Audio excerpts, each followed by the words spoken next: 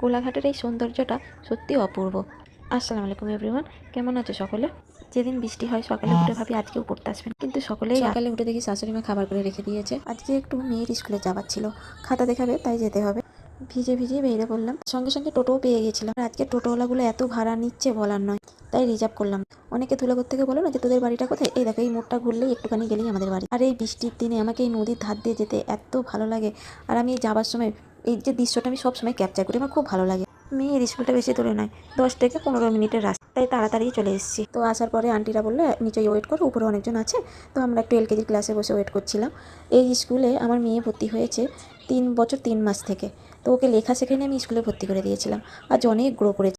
যাবার পথে একটু অঞ্চলেও ঘুরে গেলাম অন্নপূর্ণার জন্য। এই দেখুন, এটা আমার স্টুডেন্ট। আসার সময় আকাশটা এত অপূর্ব লাগছিল, আজ নাকি এখানে সেম আসবে, তাই রাস্তাঘাট পরিষ্কার হচ্ছে। আপনাদের যদি আমার ব্লগ ভালো লেগে থাকে প্লিজ একটা লাইক দিয়ে দেবেন। টাটা।